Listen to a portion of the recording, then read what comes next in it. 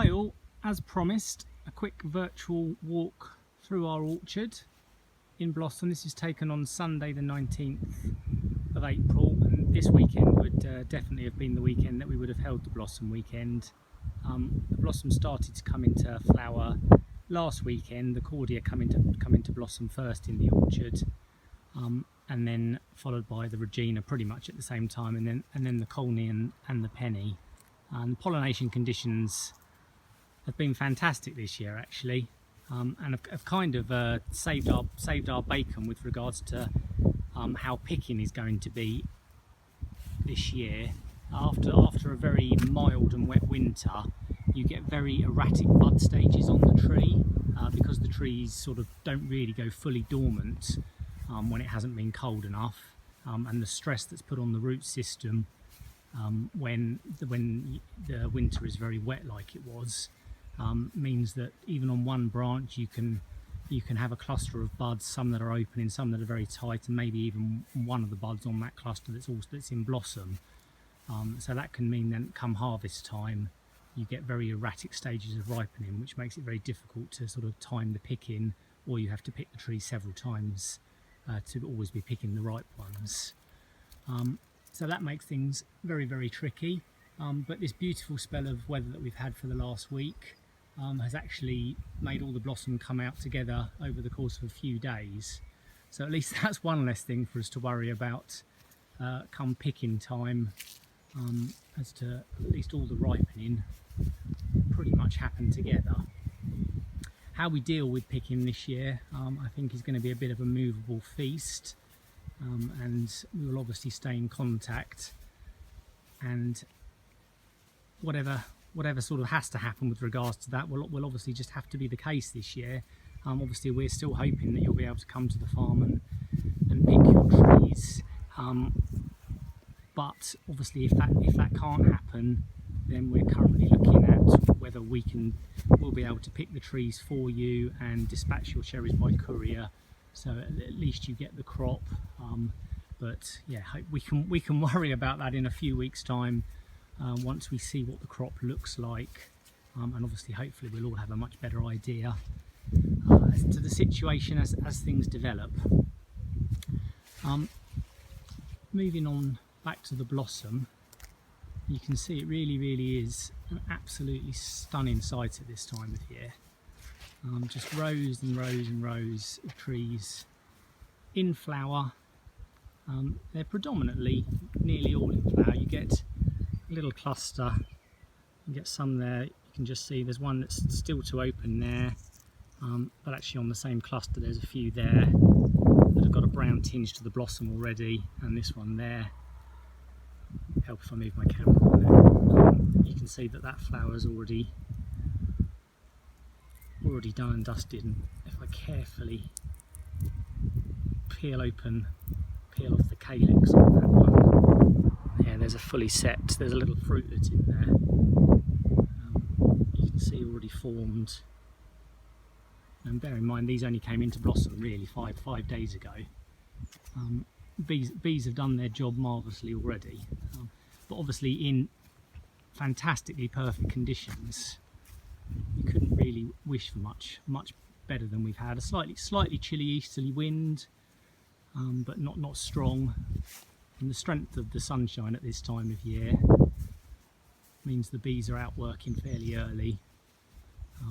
Bumblebees will work in cooler conditions, so days like yesterday, Saturday, bit cool, not really any sunshine down here yesterday, so limited bee activity from the honeybees actually, but still lots and lots of bumblebees working, and that's the reason that we bring the bumblebee hives that I mentioned in my last newsletter. We bring those into the orchard, just because it really does cover all bases weather-wise. The honeybee busy at work on the flowers there. It's from one of our hives. You can see him really getting to work in the flowers, legs getting covered in pollen, which obviously then carries from one flower to another and one variety to another, and you get the cross-pollination which some varieties need.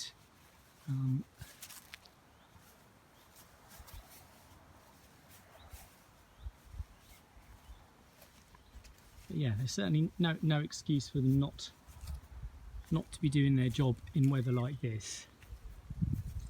We had a nice drop of rain on Saturday evening as well.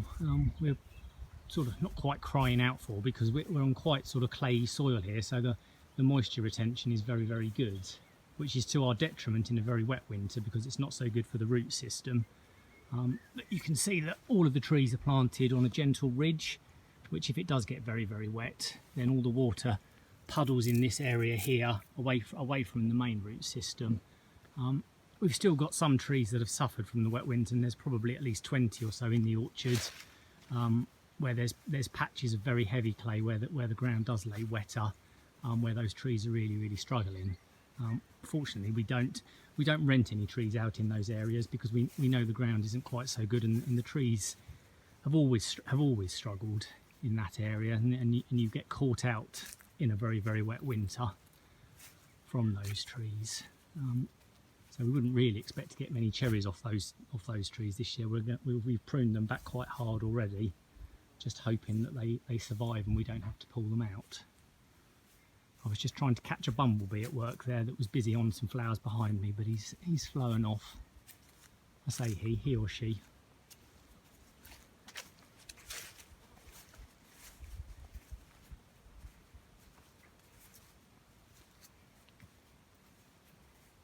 So you can see the cherry trees are predominantly at this stage just an absolute mass of flowers. There's some vegetative growth just now, and the fact that there's very limited amount of green tissue on the trees at this year is why it's so crucial with the autumn feeds that we do last year to get the buds stored full of nutrients, and also why it's crucial to also feed the trees as much as we can at this year with whatever green tissue there is there to hit, because of the mass of flowers that the trees are having to support.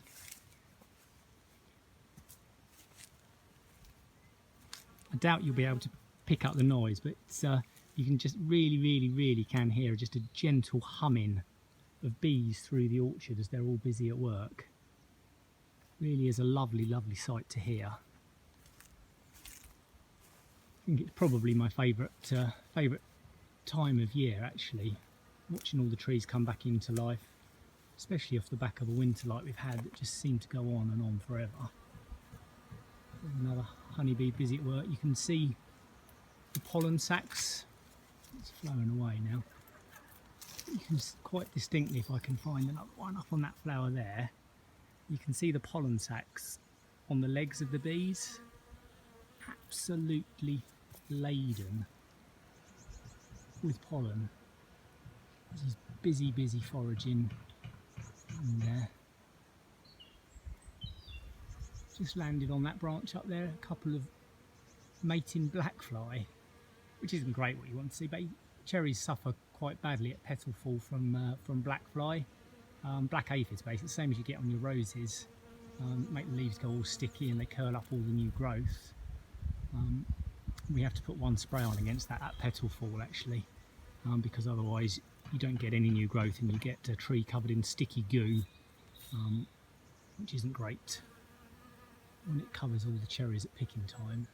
So we have to do something to control that. But this is perfect weather for the blackfly to breed. But that's fine, we can cope with that, because obviously it's far more important we get the crop pollinated, and these conditions really are fantastic for it. Just following that bee in there, busy working.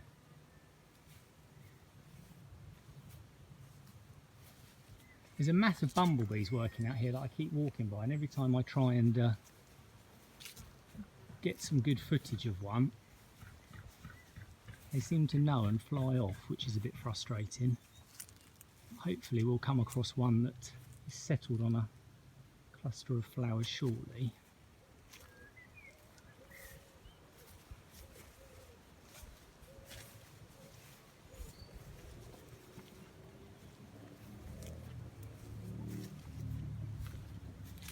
Right, made it up to the far end of the orchard.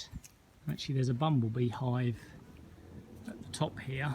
One of these I took a picture of, so we can see the bumblebee hive here. We have them on, it's on a stack of pallets off the ground.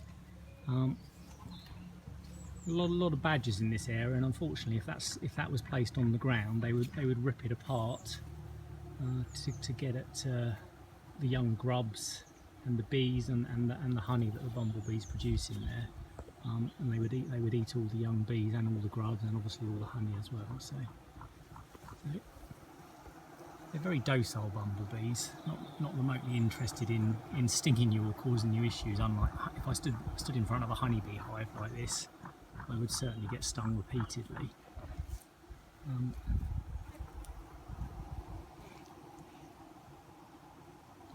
Zoom up closely, you should be able to hear. The noise you can hear is them all flapping their wings to keep cool, actually, because it's quite a warm sunny day. It's in the high teens here. There's a bumblebee just coming out.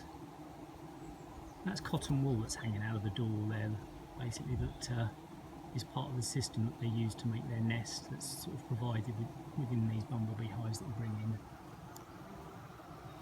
There's a bumblebee just coming back and working. There's one just going in and another one going back in.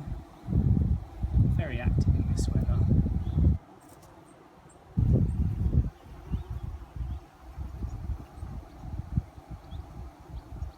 I think you can stand here. They reckon if you stand and count, you want to make sure your hives are fully active.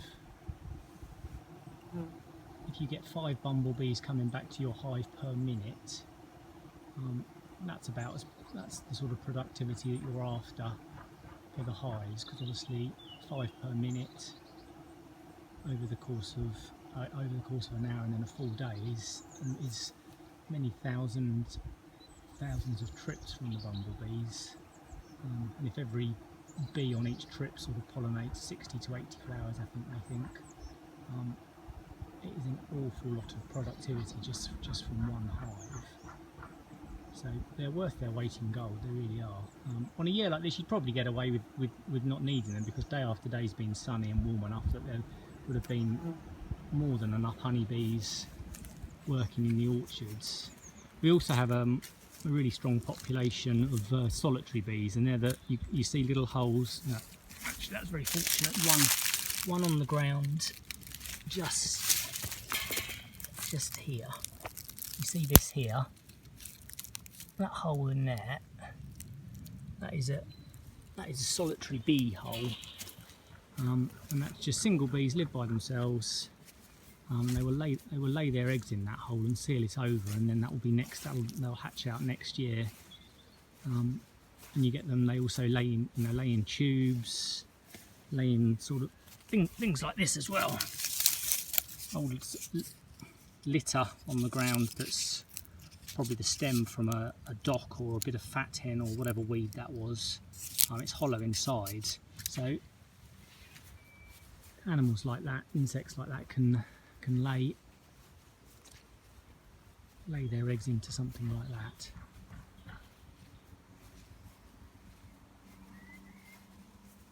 Yeah, all sorts of different species. Very difficult to show you all the different ones, because actually the really smaller ones, like the solitary bees, they really do flip between flowers incredibly quickly. So by the time I can see one and try and get the camera onto the flower, it's pretty much already gone onto another flower. There's a beautiful butterfly also doing the job.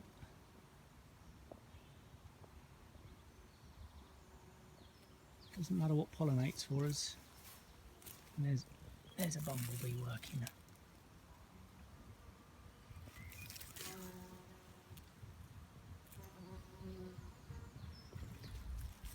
So you had a bumblebee, honeybee and a butterfly all on one tree in very close proximity there.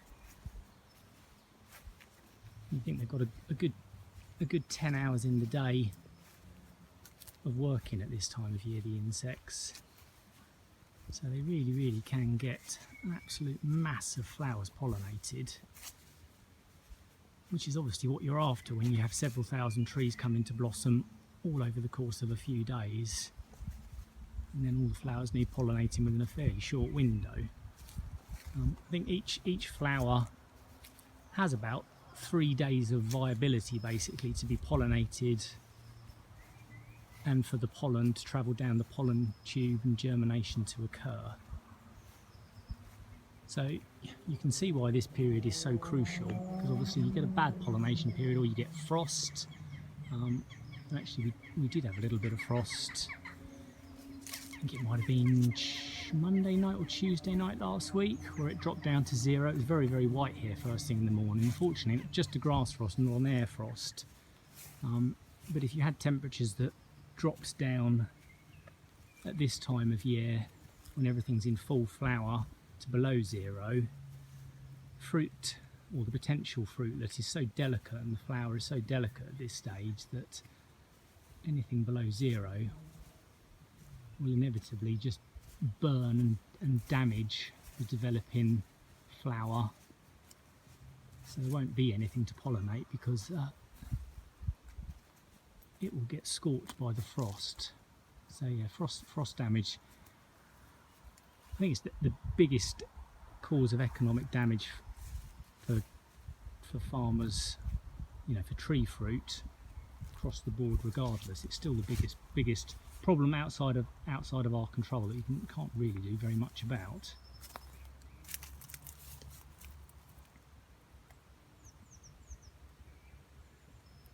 The bee very busily working, really buried into that flower. You can just see its bottom wiggling as it really gets deep inside those flowers. One there, another one working busily up there.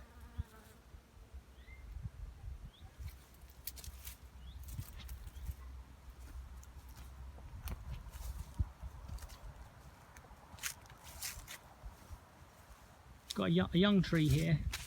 It's one that we planted this winter from a tree that died last year. You get the odd tree that either gets a bacterial infection or has just got weaker over time that we sort of have to pull out and replace.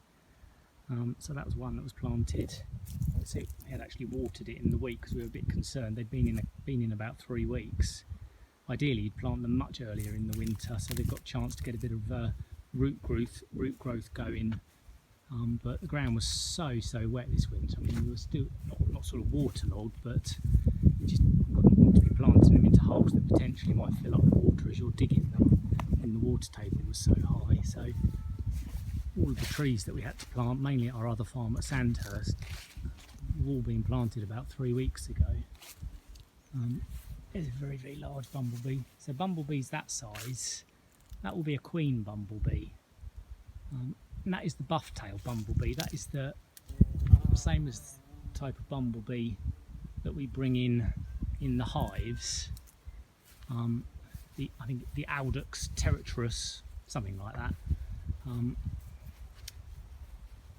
that wouldn't have been one from our hives because that's too big. So the really large ones like that you see at this time of year are the overwintering queens that have managed to hibernate in a log pile, in some wood chippings, in some sand, you know, in a cluster of pots, in whatever that's kept them warm enough and provided enough shelter for them. And then they reappear on warm days early in the spring, and then obviously in increasing numbers as spring properly arrives.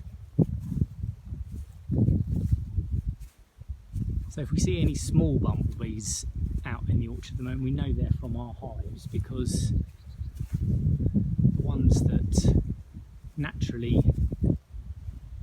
live in the orchard and live in our area haven't had time to raise a brood. So it's the queens, I would imagine, have laid their eggs in there wherever they've got their broods going at this time of year, and are foraging to support and feed their young.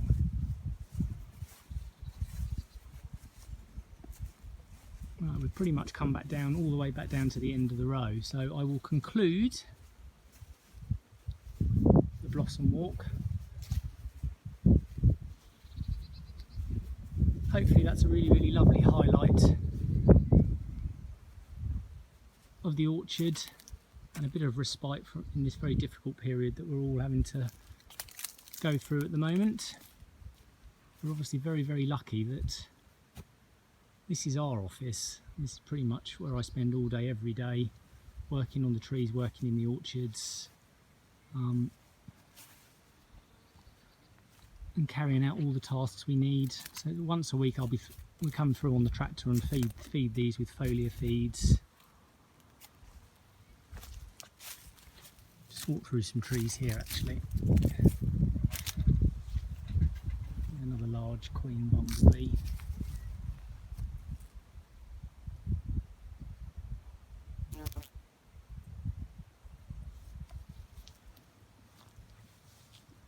Just such amazing creatures, they really are. And you can see we've already started putting nets up over the orchard, so all the trees are netted like this. It's basically one big long bird cage, supported by the wires and the posts. Obviously we wouldn't normally have started netting by now because this weekend would have been the blossom weekend and we would normally start netting next week. But we've got quite a lot of work going on at our other farm where we're replacing some of the covering systems. So last week there was no wind and it was such perfect conditions that it just seemed a bit daft not to get on. So we probably netted about 3/4 of the Renta cherry tree orchard in 3 days last week because the weather was so helpful. Another job that needs to be done.